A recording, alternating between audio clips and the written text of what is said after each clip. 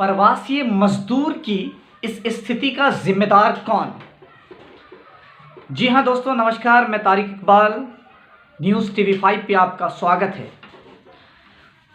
जी हाँ दोस्तों, आज जो स्थिति प्रवासी मजदूरों की हो गई है, इसका जिम्मेदार कौन है?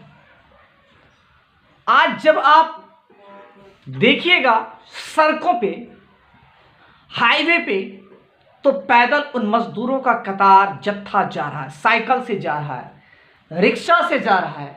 जिसको जो मिला, जैसे मिला वैसे ही चलने के लिए तैयार। उन्होंने सोचा नहीं कि 1000 किलोमीटर, 1500 किलोमीटर, 1200 किलोमीटर कितनी दूर होगी और क्या स्थिति होगी। जब आज हमारी टीम NH 57 पे थी तो कई ट्रक वहां पे आके रुकी, कई ट्रक रुकी और जिसमें प्रवासी मजदूर भरे हुए थे। यहां सोशल डिस्टेंसिंग शब्द का प्रयोग आप ना करें तो अच्छा रहेगा, क्योंकि जो सरकार सोशल डिस्टेंसिंग की बात कर रही है वो उन मजदूरों को 2 गज की तो बात कर रही है, लेकिन 2 टाइम भोजन नहीं करवा पा रही है। वो मजदूर हरियाणा से निकले थे और पश्चिम बंगाल जाना था उनको। कई मजदूर थे, जहां तक मेरी नजर जा रही थी केवल मजदूर ही मजदूर आ थे। उनसे हमारी टीम ने बात की, उन्हें जहां तक हो सका पानी का बोतल और केक दिया। उनकी स्थिति को देखने पे आप अपने अंदर झांक कर जब देखिएगा तब आपको पता चलेगा इंसानियत क्या चीज होती है।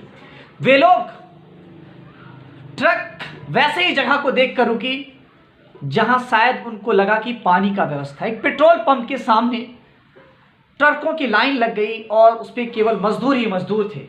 हमने मजदूरों से बात किया और जाना तो वो कह रहे थे कि लगभग हम 400 किलोमीटर तक पैदल चले और हमें कहीं किसी तरीका का भोजन वगैरह नहीं मिला और मैं पैदल चला 400 किलोमीटर। उसके बाद एक ट्रक ड्राइवर ने कहा कि हम कुछ बिहार बंगाल जा रहे हैं, कुछ बिहार बंगाल जाएंगे, और वो मजदूर को चढ़ा लिया।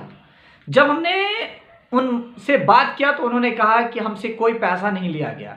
ये बहुत बड़ी बात है कि एक ट्रक ड्राइवर जब इतनी बड़ी दरिया दिल दिखा सकती है तो ये सत्ता में बैठे अंधभक्त क्यों नहीं दिखा रहे हैं। PM केयर के नाम पर अरबों की उगाही हुई, डोनेट हुआ। क्या सरकार चाहती तो नहीं हो सकती?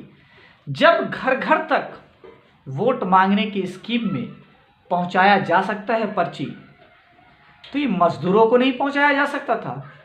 सवाल आप कीजिए आज उन सत्ता में बैठे लोगों से, क्यों वो मजदूरों को घर नहीं लाना चाह रहे? बेबस होके क्यों मर रहे हैं मजदूर?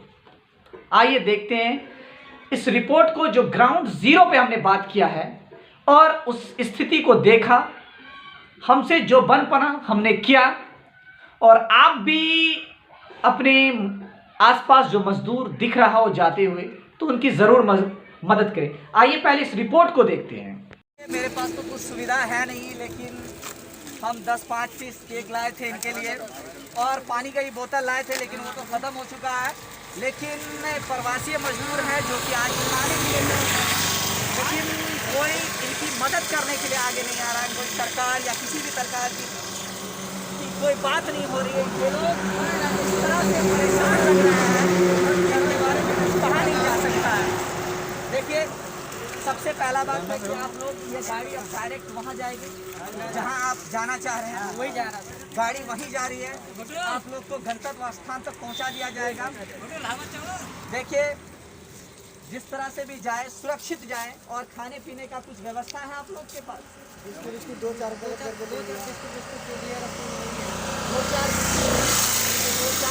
से क्या होने वाला है? कुछ तो नहीं होने वाला, लेकिन ये खाने का कहीं कोई प्रबंध नहीं है।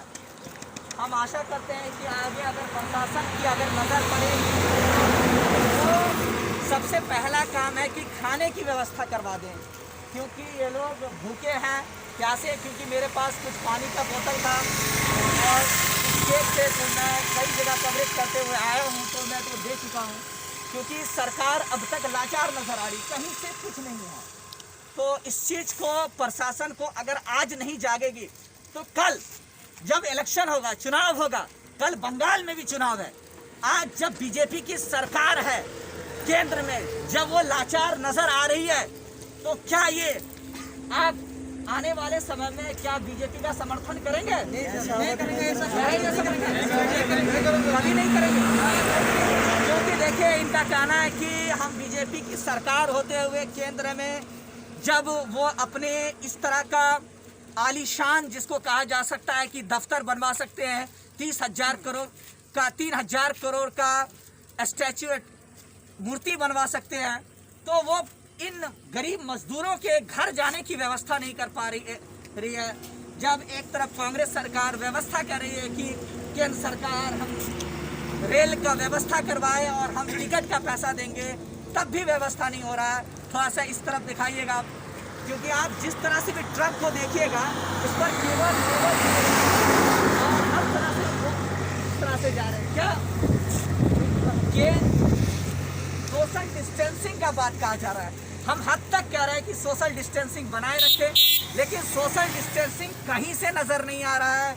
ये लेबर जिंदगी जीने के लिए बेबस है, और केंद्र में सत्ता में जो मगरमच्छ की तरह बैठे हुए हैं, उनको अब तक इनका नजर नहीं आया है। क्या जब इलेक्शन आएगा तो इनके घर घर तक पर्ची जा सकता है, वोट का पर्ची जा सकता है, एमएलए को खरीदने के लिए पैसा जा सकता है एमएलए के पास। क्या इन मजदूर जहां पे थे जो रजिस्ट्रेशन करवाया था, क्या आप लोग रजिस्ट्रेशन भी कराए थे घर आने के लिए? देखिए, रजिस्ट्रेशन करवाए, सब कुछ करवाए सरकार। कितने बार करवाया? आगे 3 बार ऑनलाइन रजिस्ट्रेशन करवाया, 3 बार ऑनलाइन रजिस्ट्रेशन कराया, लेकिन कुछ रिस्पॉन्स नहीं आया। 3 बार ये रजिस्ट्रेशन करवाए, लेकिन कोई रिस्पॉन्स नहीं आया। और इस तरह से ये आप हम कह सकते हैं कि सरकार केवल मजदूरों के साथ लापरवाही कर रही है। और यही अगर चुनाव होता, इलेक्शन का समय होता, तो पर्ची घर घर जा सकता है। क्या ये मजदूर घर घर नहीं पहुंचाए जा सकते थे? अगर चुनाव के समय पर्ची घर घर जा सकता था, तो अगर सरकार चाहती तो उनके पास इतनी सुविधा थी कि मजदूरों को भी वो घर तक पहुंचा सकती। लेकिन आज ये सरकार पूरी तरीका से निकम्मी साबित हो रही है, क्योंकि ये सत्ता में बैठने के लिए तरफ रही थी, लेकिन सत्ता आते ही 6 साल में सत्ता को संभाल नहीं पा रही। इस तरह का स्थिति है। अगर लॉकडाउन हुआ था, अगर 3 दिन का समय दे दिया गया होता, तो आज जो ये मजदूर है, जो स्थिति है, वो नहीं होती। लेकिन सरकार के द्वारा कोई अगर वैसा किया जाता, तो हम लोग 22 मार्च को टिकट था, 24 मार्च को टिकट था, 22 को निकल जाते हम लोग, 22 को निकल जाते, लॉकडाउन कर दिया, हम लोग कुछ नहीं। इन लोगों का पहले से टिकट 22 मार्च का बना हुआ था, लेकिन ये लोग नहीं दिए, जिसके कारण से उनकी खराब होती है। अगर सरकार सत्ता में रह सकती है तो इन मजदूरों के हित में सोचना सबसे ज़रूरी बात है। लेकिन सरकार अब तक एक बार भी नहीं सोची कि हम सत्ता में रह के इन मजदूर, जब ये चुनाव समय पे आएगा तो इन मजदूरों से वोट लेने के लिए सरकार पहले सामने आएगी।